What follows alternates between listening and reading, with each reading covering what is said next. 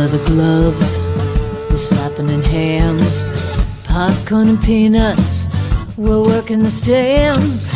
Pink cotton candy, love on a stick. He's chasing the beer that circle the lips. Play ball, play ball. Load up the bases and smack it right over the wall. Play ball. Play ball. And good evening, ladies and gentlemen. Welcome to Laughter Saves Lives. Live. Here on Strong Island Television in Paradise Studios in beautiful Massapequa. New York. Right by the Long Island Railroad Station is that Chinese restaurant, which I didn't order from tonight. I usually do. What do you got? I get the pork and broccoli usually. It's an Italian place. Good chicken parm there. We agree? Yeah. Good the chicken parm. Yeah. And there's a CVS over there. I bought some water. And I got my CVS receipt with $1 off. You get 12 coupons. The top one is the $1 off, so I'm in good shape. Then you get like $5 off baby care products. Right, but certain items, right? Yeah. $2 off mouthwash. Big deal. My wife gets very excited about the CVS coupons, so I'll be bringing them home. How are you, my brother? I'm good. The reason why I'm leaving. Can I say this? What? We can't say that, right? Can't do that. New York Mets. No more. We could say it about the Mets, I Right. guess, but they can't say it about us. Nope. Yeah, they stinky. They play a little stinky. Oh. They won 3 in a row, right? 3 in a row. 3. So I left my mask on. Why did I leave my mask on? Let's see. Why did you leave your mask on? Because I didn't get much sleep last night. Okay. And I'll tell you why. I was throwing out the garbage. Throwing out the garbage. I let my dog out in the back. Okay. My little cockapoo. Okay. She's running around. Right. I'm putting her little poo-poo bags that we keep in a thing into the garbage. Could you say thrower. cockapoo and poo-poo again for me? Cockapoo and poo-poo bags. Go ahead. So put the poo-poo bags from the cockapoo into Right. the bag. Poop with the caca.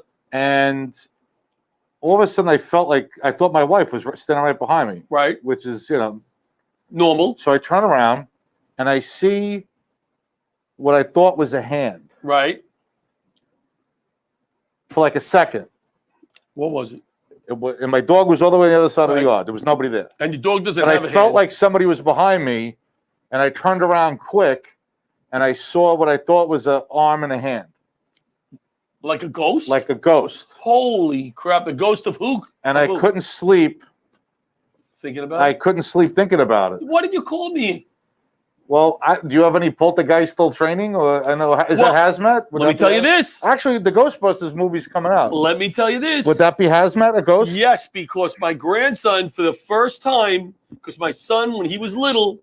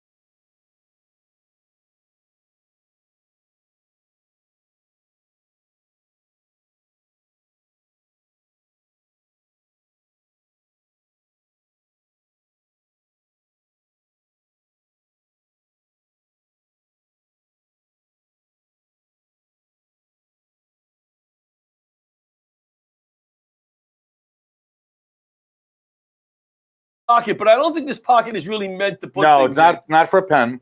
But a mask will fold up in there nicely. I did a show the other night, a comedy show, and I wore the blue with the pocket. The audience loved it. The pocket T-shirt is this year's hottest item. Well, now fashion-wise, because people are watching and they're going to go, "Hey, look!" Well, now that you're wearing it, oh my God! Trend. So somebody's watching. Oh my God! The president of Laughter Saves Lives is wearing a pocket T-shirt. Sales of pocket T-shirts starting in September. When we look at the numbers in October, September numbers off the charts. So I'm the shirt with the pocket guy now. I'm still the big tipper guy, right? I'm still doing that. The big tipper. Big tipper? Well, I'm a big tipper when the bill is very small. Okay. So if the bill is $10 or less, I may drop a $5 on that. And the waitress is like that. Yeah. So when I go back the next time and order like $50 worth of stuff, they treat me very well because they go, here's the big tipper guy. Right. But I don't give the big tip on the 50. What do you give? I never go back there.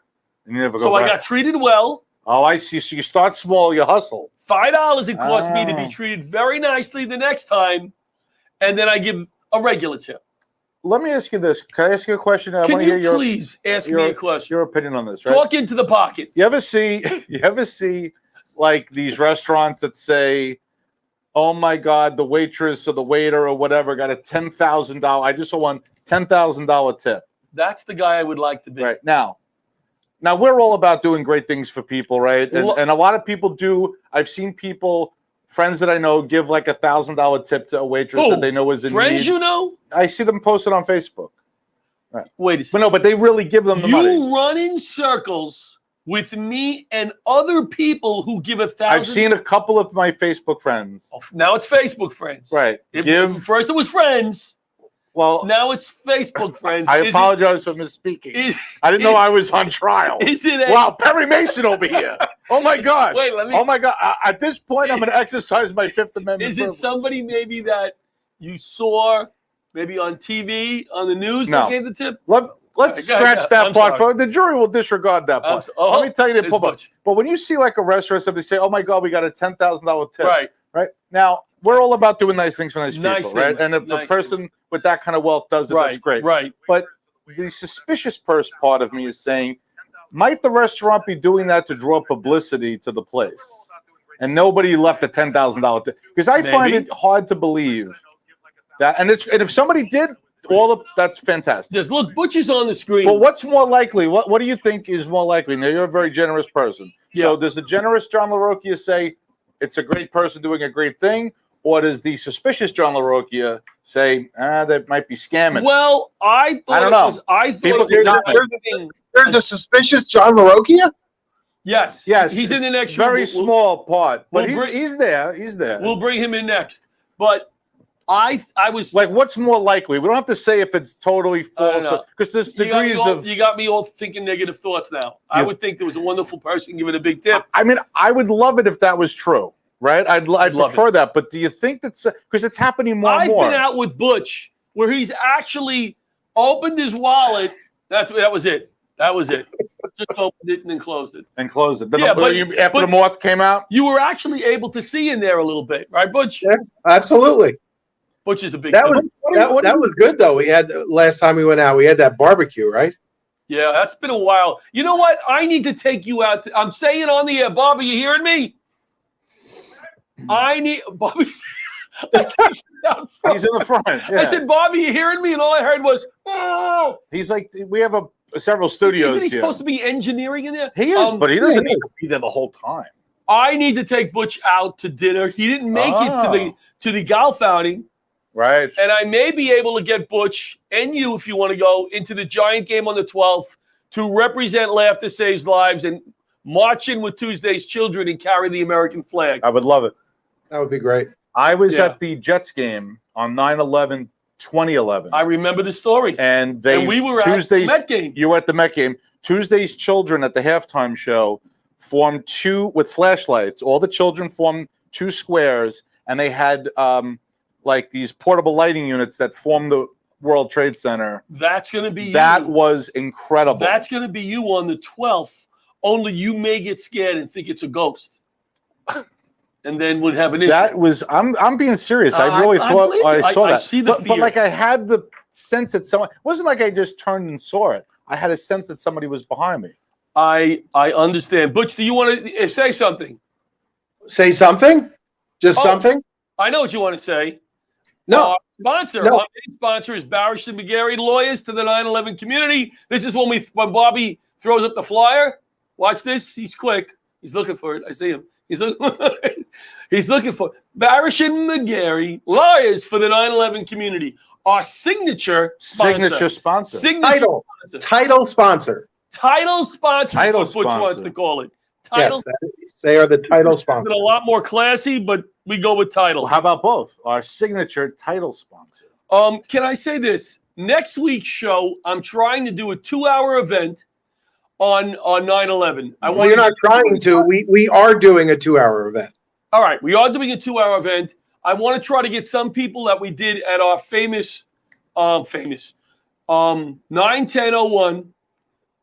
The night before 9/11, I did my radio show with my partner, Tommy Gardner, who was lost on 9/11. And a few weeks later, I did our first show. And the whole idea of the show was people would call in and tell us a time somebody who was missing in the World Trade Center collapse made you smile or laugh. And the phones rang for 2 hours. Oh, wow. And I said, wow, wouldn't that be nice to do that next week for some of the show? So we're hoping to get some people to Zoom in. Butch will send them the link. Because Butch is all over sending the link. He's all over that. He gets that out like this. Right, Butch? I try. What date is that show? 9/7. You are co-hosting. A week from tonight. Is it tonight that I'm co-hosting? You are co-hosting tonight, but you right. Well, obviously I'm co-hosting. Can I just say that if you forget, you are Joan Rivers of Laughter Saves Lives now. Can we tour? No, he's not. He's not the Joan Rivers. He's actually our permanent co-host. Why do you both look so surprised? I think he's our signature co-host. Okay. What do you think of that? That's fine. He's our title co-host. Nice. Facebook. I want to thank the Facebook groups that continue to post our flyer every week. There's a number of Facebook groups. A lot of them Facebook groups. Facebook groups, fire department related, but there's some community groups. Thank you for supporting us. Can I mention something while we're still talking? John would like to mention something 9/11? about the ghost. There's a National Geographic show I started watching yesterday. Okay. That has there was a lot more things in there that I learned about 9/11 that I didn't learn, I had not known, and I've watched a lot of things on 9/11. Right. It's very, very emotional. The way National Geographic did it. Yeah. I won't say that anymore. Give me the name of the show. It's called. I'll send you the exact name. Because it took I DVR'd it. It's on National Geographic. Like it's like a several part series. Well, you know what? You DVR'd it. Let me come over. Like Pat makes some meatballs. Ooh. Right. I'll come over your house. A little big ziti meatballs, and we'll watch it. I'll bring a pallet of Kleenex because it's a tough all right. one. Yeah. I can say that it took me years to watch any shows on 9/11. Yeah, that's and then why. When I started saying, watching them, I was riveted because I was in such tunnel vision Sure. around 9/11 Right. that I learned a lot by watching these shows because I didn't know. See what's the way it with me? It was like two things because there was the fire department. I was a volunteer firefighter, so it was New York. It was the fire department, but it was also there was an aviation component to it. That's right, and you were big on aviation. That when I was working at Aviation Week that day, I'm like, we're covering it, and I'm like, this is like we're right above Penn Station, so who the hell knows? There was like so many things going on. I know that day that was like from different aspects. That's why this. Like they just played the tapes from the military response, the audio. I heard some of those, that was like stuff I never even knew being on on the inside. So we could talk more about that next week. Yeah. Yeah. Is our guest in, Bobby? Yes. Okay. So why don't we go to commercial? That's what okay. You're supposed to be saying this in my ear. I know, but I can't say in your ear tonight. You know why I can't? That's true. The show's their earpiece. I got something in my ear, and you go, John. We're gonna go. All right, so I will get you an IFB, and we'll see how long that works. TJ Condon is in the room, John. Go to commercial. An IFB is the thing that news people have in their ear with the curly thing. What is an IFB? That's what I want. So because I have to get out of here, but I want to say hi to our guest because I'm in Boston. All right, let's go to commercial. We'll be back with TJ Condon. How did that sound? Sounded great. All right.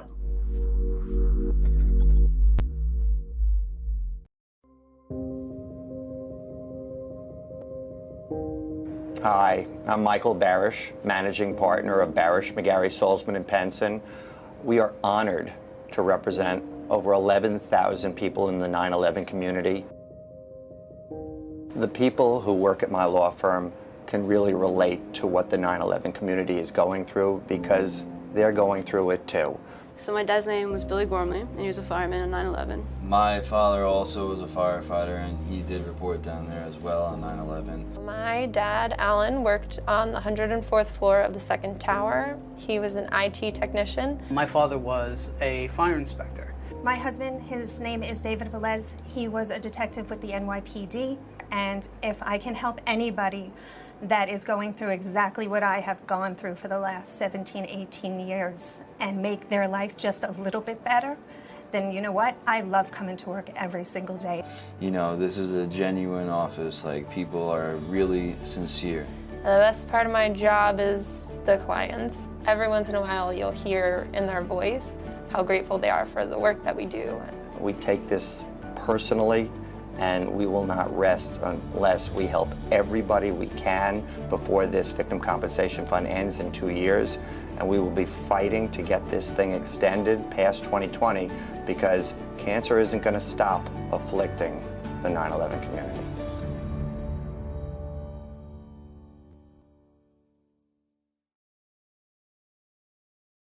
And we're Laughter Saves Lives Live. It's a girls' rule night with Marie and TJ. We just wanted to say hello to Marie. We're going to put you back in the waiting room, but I see you've been sitting there, so I think it was the gentlemanly thing to do to bring you in and say hello. And she didn't leave. They've been watching the show, and they're still here. That's a good sign. That's always good. When you watch our opening, which is a freaking mess, and you guys still hang out, we appreciate And what that. were we talking about? Ghosts and Ridiculous all stuff. kinds of stuff. So, Marie, hello? Oh, we can't hear you. She might be on standby. Hold on. I was actually extremely thrilled with Butch's shirt and the background. It was like camouflage. Oh, all right. All right. Well, we're going to put you in the waiting room, and then we'll talk to TJ, and we'll bring you back. Good enough? Okay. Sounds good. Don't leave. Marie, don't leave. That's what happens, If she didn't TJ. leave yet, she's probably not going to leave. My whole life, that's what happens with women. It's like, oh, I'll be right back. And there's Butch again. There's Butch. Well, I told you why I'm here. So real quickly, I wanted to say hi to TJ. Right. So here's the cool thing. TJ and I are literally in our two towns. Her town sits in the middle of my town. Yes, Okay. right in the middle. In the middle? Yeah, in the middle. Right the in the middle. The borough of Milltown sits in the middle of the township of East Brunswick. It sounds like my dad when he was in Germany. He was surrounded by communists. I'm surrounded by Brunswicks. So Yeah. Bruce is a You're fine name. surrounded by Brunswicks. Very similar. Well, thank you, Butch, for So I that. wanted to say hi. I am with my son up in Boston. He is beginning his sojourn at the Berklee College of Music. And we wish him luck. He's a good boy. Nice. He's a good boy. Tell him we said hello. He's a good boy. He said hello. Tell him we said, He said hi. yeah, that was good. And the reason, and just so she knows, the reason I am looking all camouflaged is because I'm in a hotel room, and that's a lovely wallpaper. Very good. Very So, good. Look like Have a great night, guys. TJ, we will talk soon. All Thank right. you so much for coming on. We'll see you, Thank Butch. you, Butch. All right, TJ, your interview was just cut short by 2 minutes of Butch's nonsense. Oh my gosh. Hello, John. Thank you so much for having me. It is Oh a my pleasure God, to be you here are tonight. awesome. I looked at the stuff you sent out, the videos, and you are just an awesome individual. Hey, right back at you. The feeling is mutual. We are honored to have you. So tell us a little bit about, let's start with the book. The name of the book is? Some Assembly Required, a true story of love and organ transplants. Okay, so right in the title, if I saw that title, I'd go, what? Right? What? So tell us where that title came from. Sure. So I felt the world needed a funny book about a liver transplant. So here we go. Right. So the story is about the 10-month journey of my husband getting a liver transplant and me being his caregiver along the way. So it's a story about having heart when what you really need is a brand new liver. Our livers, this may be a silly question, but coming from somebody who doesn't know, what did Jack have? Did he have a liver transplant also? Liver, yeah. Liver was one of them, yeah. I showed, we have a friend who's an EMT who had some transplants as a child, three livers, I think, and a few other things, all his teeth, whatever. And I showed him your story, and he wants to meet you, but that's another story. Can't wait to meet him. Oh my goodness. And he's funny. He's funny. A comic. Yeah. How hard are livers to get? They're among the easier organs to get. I will say that. So kidneys are the most difficult. Livers are kind of right around the middle. But there's never enough to go around. So that's why I encourage everyone to please register for the Donate Life Registry. Yes, and I was telling Butch about this, and I want to do something here at Laughter Saves Lives on the website. Maybe we'll have you back with Jack one day, and we'll do a whole show on trying to get people to register during the show. We'll advertise in advance. We'll push it and see if we can get a few people. And I will be the first. I'm going to be honest. I am not registered. I'm embarrassed about it. And I will register. But do not be embarrassed about it. You're a busy man with a generous heart, and you can sign up. No excuse. And now you can give that heart to somebody else. Yeah. No. This is and on that. Well, tell us a little bit more about your husband and your story before I start asking you more questions. Sure. So kind of average couple, 30s, 40s. My husband just starts getting really big. Like he started looking like Santa Claus, but he wasn't eating anything. Right. So finally, he got to the point where he couldn't touch his toes anymore. So he went to the emergency room. Lo and behold, they said, well, he has cirrhosis and he has a few months to live. Oh, geez. Oh, my God. So it turns out the diagnosis is something called non-alcoholic steatohepatitis, but let's call it NASH for short. Okay. And it happens to some people, like you might have heard people like have a fatty liver. I think it's like 1 out of every 100 people. For some people, that turns sinister. And it turns into NASH, and eventually they. Sometimes people can be treated, but some other times they do need a liver transplant to resolve. All right. So could you relay information that have been picked up earlier? Should his doctor have picked it up earlier or through test? Did anybody screw up here that we can? Not that you could find and like hunt down. It's like sort of. I think that now the treatment for it has gotten much better. But he was going to the doctor, they noticed fatty liver, and the advice was, wow, eat more salad. Apparently the salad eating didn't resolve the issue, right. But now it's possible. So if your doctor ever says you have fatty liver, just take it pretty seriously. Yeah. Yeah. What kind of specialist diagnoses this? Like, what kind of doctor does that? Usually a gastroenterologist. I have actually good one. I've had like 4 or 5 colonoscopies because my mom had colon cancer. Yeah, I got to go for one too. So, I got to do both the same day. They're easy. I just went for one recently. Okay. How is your husband doing? So he's doing great. He's super healthy. He lost a bunch of weight. We're active volunteers. So now he's doing pretty well. So now, during this whole process, which was, I'm sure, stressful, even though you seem to have made the best of it, if I could say, something happened to you also. Yeah, it's been a busy time. So yeah, I think I wound up getting thyroid cancer. Bananas. Like last year was just crappy. What happened last year? Yeah, so this happened. Like I was diagnosed in December. I had cancer surgery in January, radioactive iodine therapy in March. So hey, it was a fun way to spend COVID. What else are you gonna do? When was your husband diagnosed? Same year? No. So he was my husband was diagnosed about 7 years ago. Oh, okay. I was going to say both that happened at the same time. Oh my God. Yeah.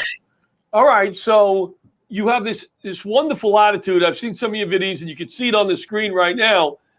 You know, laughter saves lives, which we try to use laughter to save lives. To save lives, but to assist people, pay some bills, make people laugh. Do you think your attitude helped you get through this? Undoubtedly, because you know, laughter does save lives. Because particularly for transplant patients, it's you're walking on a tightrope all the time between life and death. And I think and even as a caregiver, you're just worn out. So you have to find joy or something interesting in every moment that you can. So like a big theme of, for example, this year for me has been don't be afraid, be curious, find something interesting, find something funny. Because if you find the funny, you'll get through it. Yep. Yeah, you know, I always tell a story that after 9/11, I can remember almost the first time I laughed in the firehouse. Yeah. Now, you lose 19 guys in a firehouse. There's not a lot of laughter going on after 9/11. And I remembered one day we laughed, and the first thing I thought was, "Oh my God, that felt good." Yeah. And there's even a moment going, is it okay to do this? But we needed it. It was cathartic. What an extraordinary circumstance you were through, and that must have felt so good. And I don't know your situation, but when your husband's going through this, he's scared. He's got to be scared. He's got to have terrible days. He's depressed or whatever. To have somebody there who has a smile on their face, who's like, all right, come on, we're going to do this tonight, as opposed to, you know, oh God, what are we going to do? Whatever. Easier said than done, but that doesn't help the situation. To have that attitude is great. And he was probably very, very lucky he had you. No, and I'm lucky to have him. And like, as I talk about in the book a bit, is like there are moments where you do kind of have to do jazz hands where I'm like, this is not going so well, but we got to put a smile on his face, you know, jazz hands. But yeah, I supported him. And what a wonderful man. When I got my diagnosis, he just turned around and he said, we got this. So we're a pretty good team. You know, sometimes I get very depressed when I watch John's act, and I have friends around who pick me up. No, he's very funny. He's very funny. Yeah. The bus is coming. It's not easy to be that person at times. I find that I try to be that person in my family. I think part of the reason is I hate to be depressed and sad. So if they're that way. It's depressing. Yeah, I don't want to be dragged down. I want to try to pick them up. Easier said than done some days. Well, I got to tell you, Pat's meatballs would cheer me up. So Pat's meatballs are ridiculous. You don't know. Ridiculous, and the sauce is so thick. The sauce is a food group. Now I'm lost right now. I can't concentrate either. I'm thinking about. All I can think about is ravioli and meatball. Should we wrap it up? We should go for Italian. But we can't go. We can't go off for Italian food because you won't pay $15 for pasta, which costs a nickel. I'm not going to get into this again, but I don't like to buy pasta out. It's too expensive. That was just a callback to a prior episode. Yeah, that was. Yes, and but you're so nice and you let your kids get the pasta. I do. That's the death. Sometimes. I don't know. I'm not. Yeah, I guess. Anything else you want to say about the book? About something that you're doing that's coming up? Do you do? Where can they get the book? Where can they get the book? You can get the book anywhere books are sold. So so Amazon, and actually it just came out in audiobook, and the audiobook is actually great. Are you the audio? No, I got a professional, this gentleman named The Voice of James. So I was a little concerned because I'm kind of not a man and he's a man, but I got to tell you, it works. No, can I say something? Mm-hmm. I don't mean to say this to a guest. I don't want to insult you. You screwed up because John Santo could have did it as Tony Soprano. He could have done it as Arnold Schwarzenegger. Am I right? That is fantastic because this book is fantastic. Look. You have to read it. Go get it now. Do it. There you go. Get out there. There you go. Oh, yeah. I'm calling you for the reissue, buddy. So the book is, we can get anywhere books are sold. I love that expression. Anywhere books are sold. Yes. Do you do signings or any events?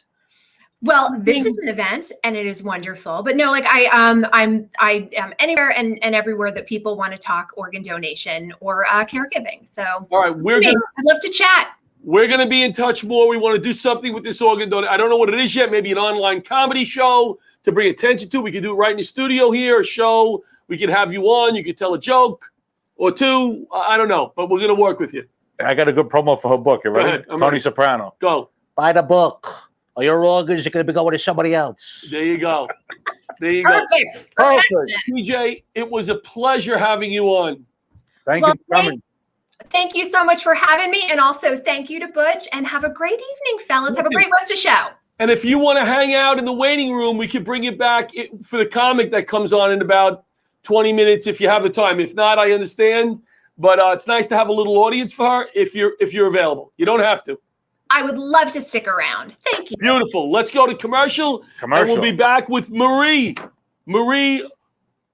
Gumá. Hope I said that right. Marie's going to be pissed. We'll be right back.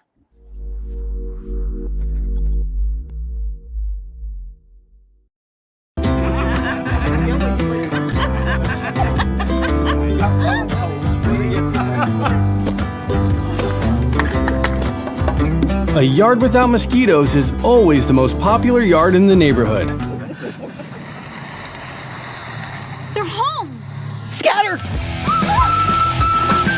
Homeowners, consider yourselves warned. Again? Mosquito Joe, outside is fun again.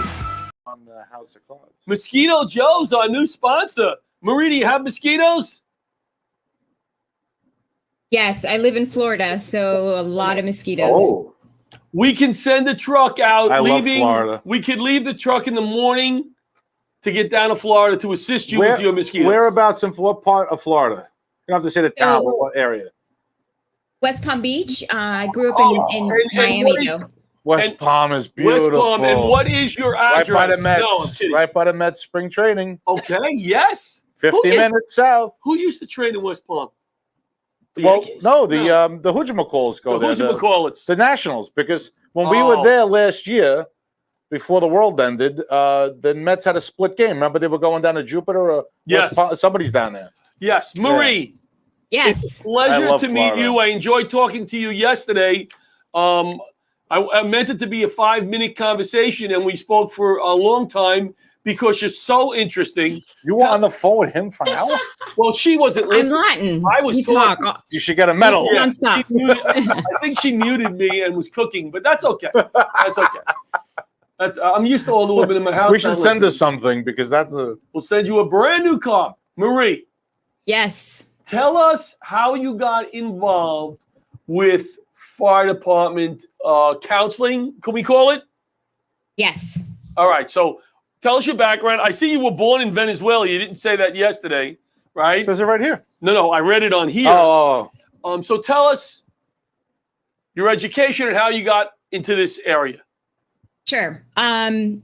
So I came from Venezuela when I was 3, moved to Miami, lived my entire life in Miami until 3 years ago. And I always knew I wanted to study psychology and do something within the helping field. And so I'm like a little bit nervous. What are you nervous? You're two stu-nods. You're talking to two stu-nods here. You are the most educated person on the show. You know what? I'm nervous because I'm afraid I'm going to mispronounce a word with somebody so intelligent. I'll make an ass of myself again. Let me give you some pointers on being on TV or whatever. Here's what I put in my head when I go on. Just don't make an ass of yourself. So once you hit that, everything is good above that. She's probably too young for the Brady Bunch, but Cindy Brady. Yeah, she's too young. Just imagine the audience in their underwear, right? Is that what they said on the Brady Bunch? Because we are in our underwear. We actually are, but not from here up. So Marie, continue. And don't screw up. So that's what you told me that yesterday too. I was like, no worries. So I slept great all night. Thank you for that. No, somebody did. Yeah. I'm kidding. I didn't. But so long story short, I studied psychology. I fell in love with the field. No one told me that I could open private practice with a master's. So I went ahead and enrolled in a doctoral program. Didn't realize that I could have done what I wanted to do way earlier. But it's fine. The doctoral program gave me a chance to really learn about the brain and the physiology of us as humans. And I fell in love with the brain. So I did I practiced with foster care kids in Miami for about 11 years practicing, and I burned out. It's a really difficult population when you feel like there's, maybe one out of, hundreds that are, are going to make it out. And is it really that? Is it really that? I mean, I know you're just ballparking the numbers, but is it really that drastic? Like 1 out of 100, or that really get? What do you mean when you say make it out? You mean be successful, start a family, good job? Even less than that. Make it out where they don't continue the circle of, joining a gang and, selling drugs and, doing all the stuff that their dad is doing. So that's got to be frustrating for you. That's got to be frustrating for you because I'm sure you're putting your heart and soul into it. It was. And my kids were really little. And I wanted to take all these kids home with me. Yeah. And I was like, I had a kid that I actually had to check his arms every day because his mother would turn her cigarette off on his arm. And she was already taking her rights away from him. But they placed him in a home right next to her home. Now, how is that possible? Listen. I know. That was the very frustrating part because you really want to help these kids, and then the system is so broken and jaded and desensitized that it's heartbreaking. It really is. So I burned out and I started working in inpatient substance use disorder. I was my mentor till this day said, I'm going to make you an executive. And I said, I've been working in this field for 3 months. And he said, that's okay. I trust you and I'm just going to teach you everything I know. Nice. So we worked together for 8 years. At one point we had a first responder track. So one of my best friends is a Coral Gables police officer. And he was the FOP VP back then. And he said, I'm going to put you in front of the president. So I told him about all this, great program that we had. And during lunch, I bought him steaks. So what'd you buy him? Steaks. Nice. Yeah. We're gonna be in Florida probably next year if all goes well. So yeah, no, that's great. We'll be having she's like, yeah, that's great. We're not buying you steaks, but that's great. It's like, no, that's great. Back to me. All right. My favorite topic. Okay. No, you're right. I like it. Good. So he, I told him about how great our clinical program was, et cetera. And he just kind of sat back and looked at me and he said, I just don't see my guys asking for help. Yeah. And that is what perpetuated all of this. Years later, it became a passion project. My boss, CEO Bob Lehman, would actually allow me to go all over and teach. Oh no! Go ahead. I'm sorry. I'm listening. We also do our own. I know. Don't worry. I'm Latin. We do that too.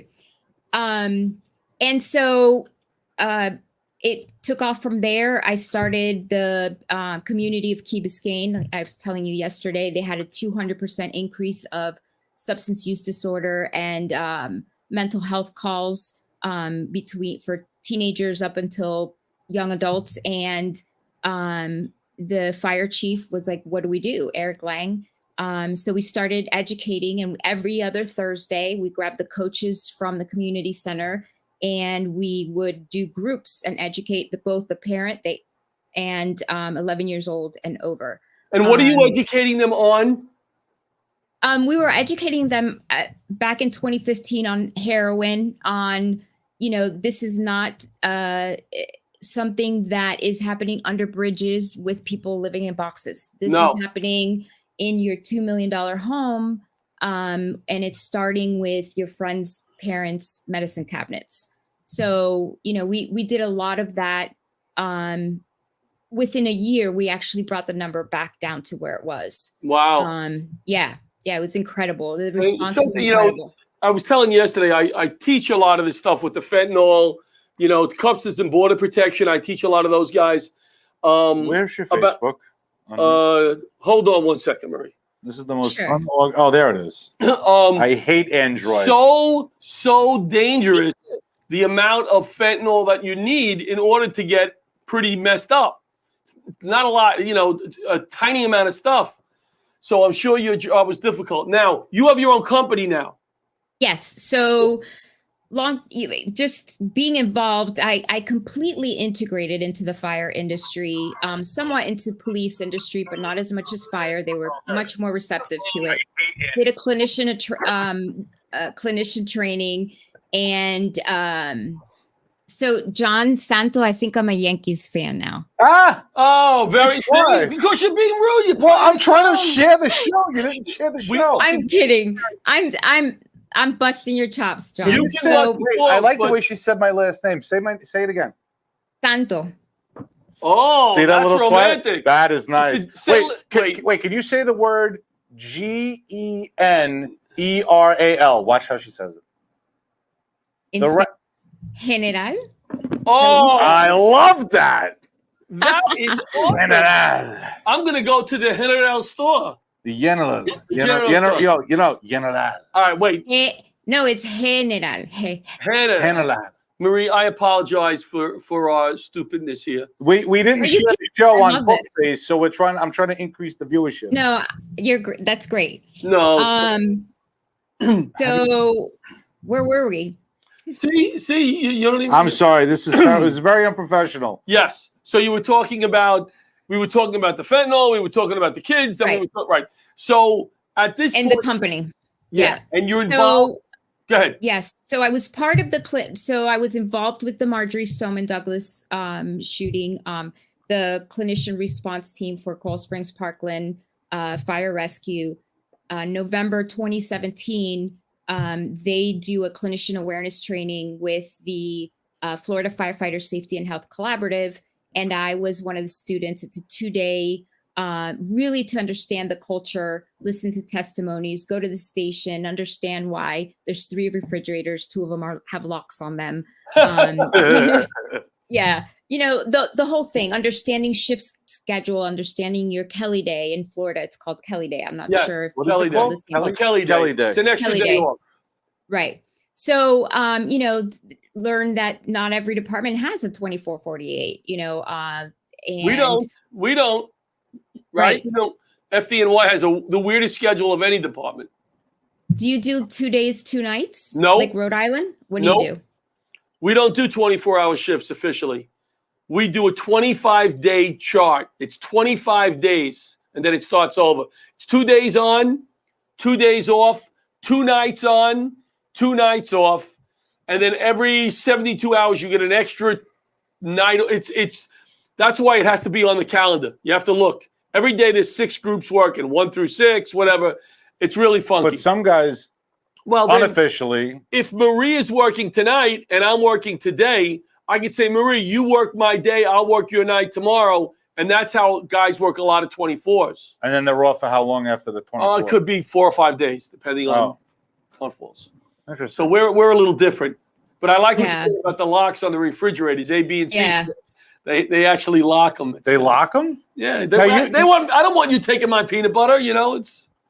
So you don't want to drop the chocolate in the peanut butter. Yeah. What they told us was you can leave $1,000 bill on a table, but don't leave a cookie that you're going to want to eat because it will get eaten. So you have to work nights too, even in the psychology? I thought you just worked 9 to 5. No. No. So I now contract with cities to treat their first responders. I have all my therapists subcontract with private practitioners that are licensed in the state. And they do the mental health part, the counseling part. That's something that I don't, I can't commit myself to an office every day at a set schedule anymore. I like that. Plus, if, you know, there's a critical incident call and they want me to come in for a peer support session or a CISM session or something, I have to be available. Okay. 24/7, 365. You're When doing I'm not really good work, Marie. You're doing great work. Yeah, and we bring in the educational piece too, which John, I think John's squared. That's a like really interesting part is, you know, what the science is telling us now about fight or flight and being conditioned to kind of stay as default and what that does to your bodies. Yeah. We awesome. need to talk because I've been wanting to do something like this since 9/11. So maybe we can work out something together. Plus, I want to do some stuff with the comedy with you, with some of these departments. Down in Florida. Yeah, we were talking about doing a South Florida show. Well, I mean, something with the mental health aspect somehow. With maybe some of these departments that were affected by different events, bringing some laughter to them, raising some money for a charity, but bringing some laughter to them in memory of the guys that were lost on 9/11 would be pretty cool. I don't know if we can do it next year, but we were planning that big Florida tour where we do Tampa, Miami, West Palm area, and then Orlando. Yes, and Marie will be a part of it. She will be tour. on stage with us, Oh my God. telling a joke or two. Marie, can we go to commercial and you hang out, please? Absolutely. All right, thanks, Marie. We'll welcome. be right back with Megan and Marie. Megan and Marie and TJ. And TJ.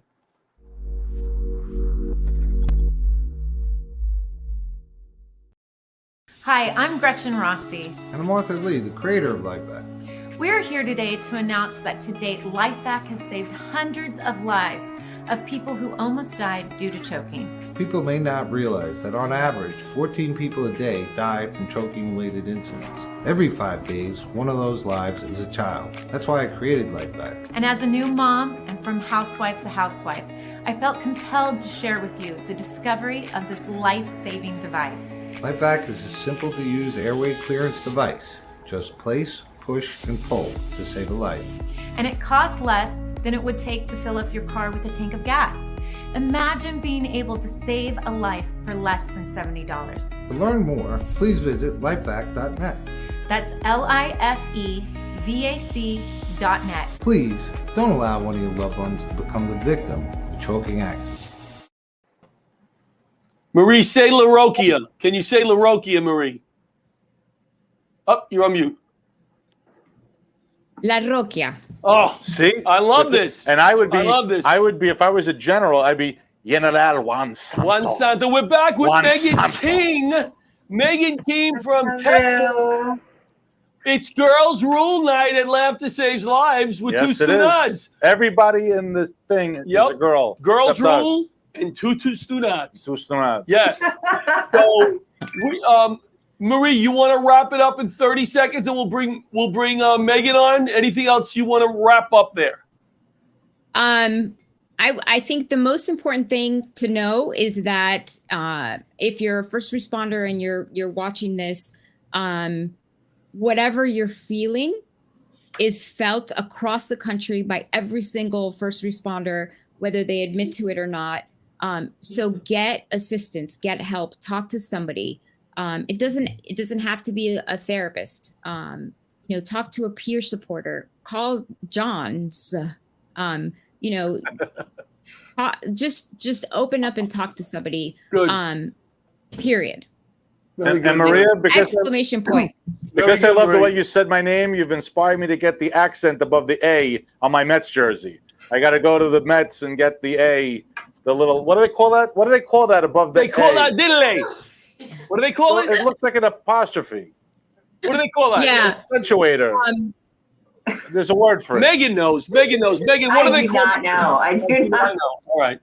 Megan King is here, just back from Flopper's Comedy Club out in LA, right? What's this? Yeah, it was very fun. Highly recommend. Can we make Megan big and us small, Bobby? There she goes. There she goes. Okay.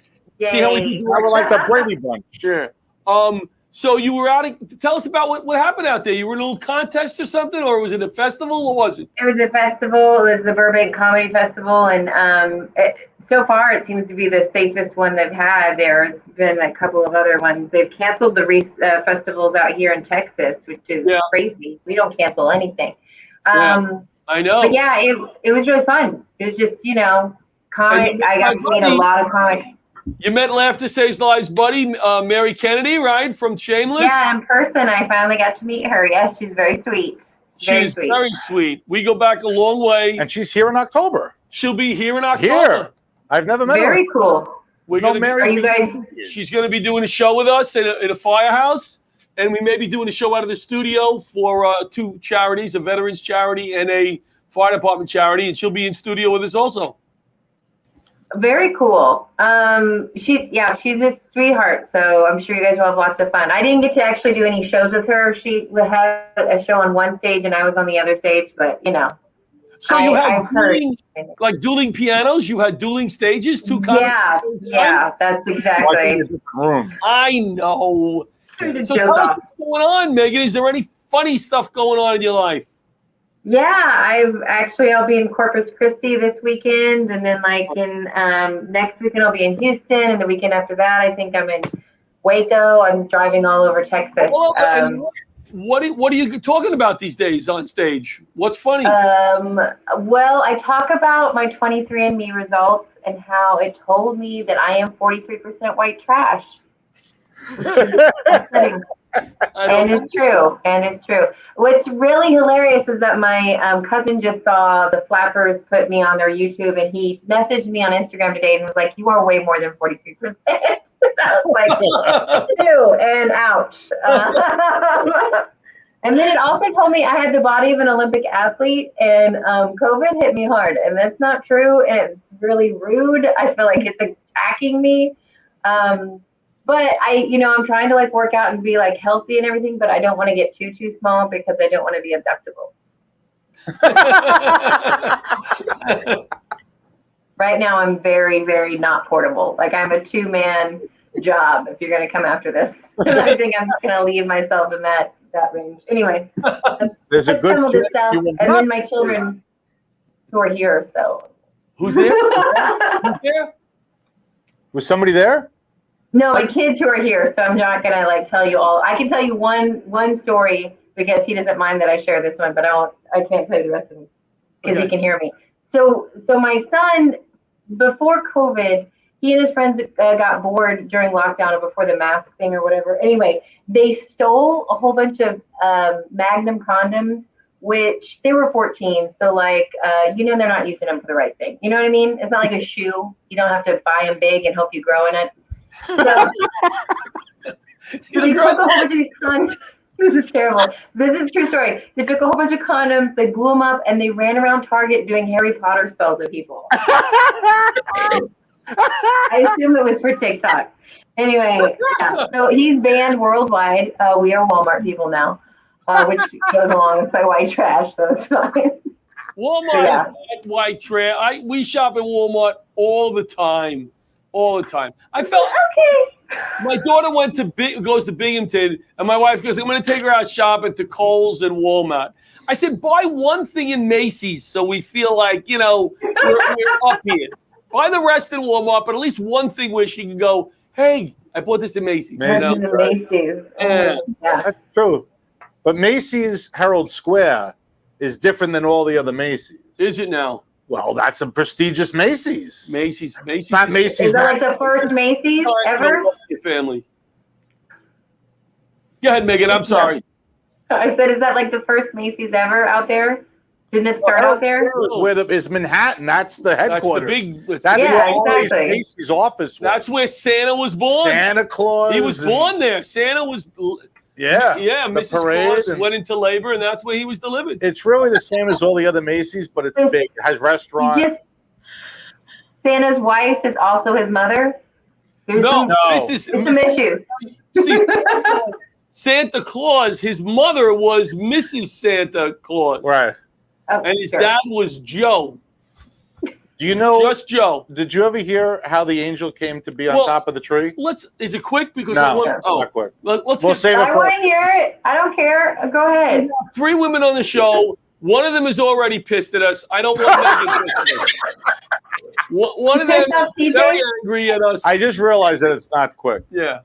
What else you got going on, Megan? What else is funny in your life? Jesus. My kid made me adopt a dog during COVID, and it is huge, and it also costs an arm and a leg. It's a bull mastiff Rottweiler mix, and if anybody wants it, I'm not kidding completely. My son would be mad, but he's very expensive. He's like high maintenance. I have a Chihuahua, okay, that I love, and he's 9 years old, and I got him from the streets. He's like a rat dog, and he is completely cheap as hell. I can feed him anything. He's fine.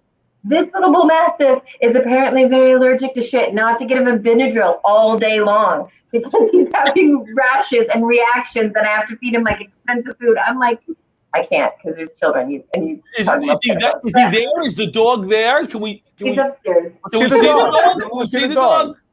Come Because here. maybe the last time we were able to see him, it sounds like. Well, that was Benadryl. Surprised he's conscious. Yeah. Yeah, true. With the Benadryl. There's my favorite one. There's my favorite one. There's a little pooch. Hi. Little pooch. Come here, Bubba. That's the expensive one? That's the cheap one. Here's the expensive I can't tell this. Oh, that's the Chihuahua. That's a lot of money. Yeah. Oh. Little asshole. Now listen to me, Megan. You just showed him on camera. Now you can't get rid of him. Okay. Proof. Yeah, millions of people just let's watch. He is, I never thought like a Chihuahua sounds more of like a prissy dog. No, it's the giant bull mastiff who's now itching. He needs his meds. He needs his meds. Thank you, Keith Bendel. It's the Bendel. flagship store. That's what I was trying to say. The Macy's Herald Square is the flagship. So, John Santo wasn't listening to a word we were just talking about. He was literally just sitting there. Where did the dog come from? They come in. I don't know. Yeah, very ADD in the show. It's terrible. Terrible. We are the worst hosts on television. You are totally fine. He's sharing the show and look at Marie. She's taking notes. She's going to send me an email tomorrow. Everything we did wrong. She's taking notes. But she's so smart. She knows so much. With two idiots here, we just try to get through the interviews. Maria is smart. Marie, I loved your segment, and I used to work with another firefighter out here for Mad Radio, and he would love. I think that you would be a good match, but he says the same thing. Because we're all incompetent, so that's why we'd be.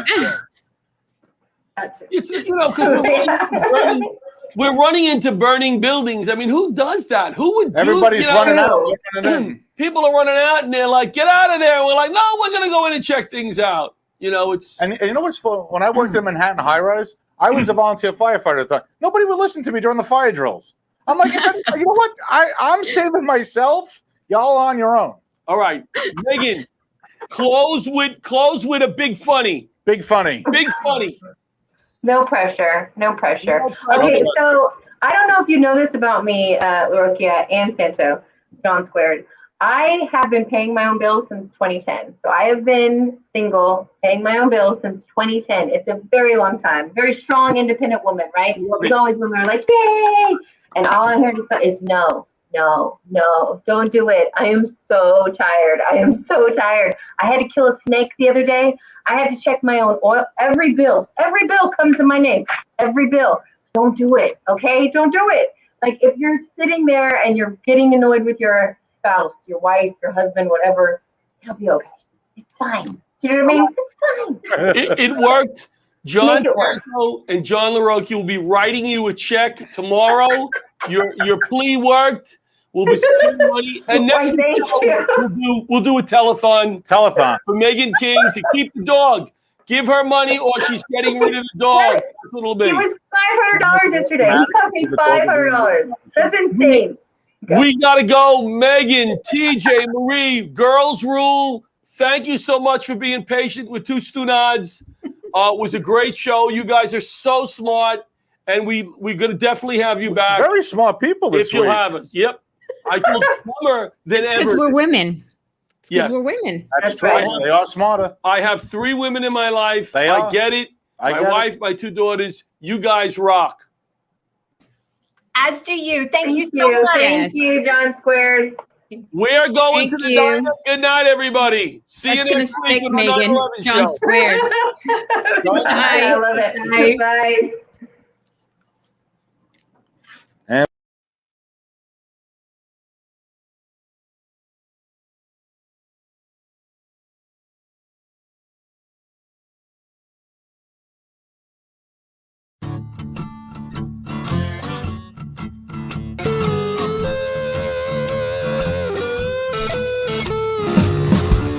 leather gloves, we're slapping in hands. Popcorn and peanuts, we're working the stands. Pink cotton candy, love on a stick. Who's chasing the beer that circle the lips? Play ball, play ball. Roll up the bases and smack it right over the wall. Play ball, play ball.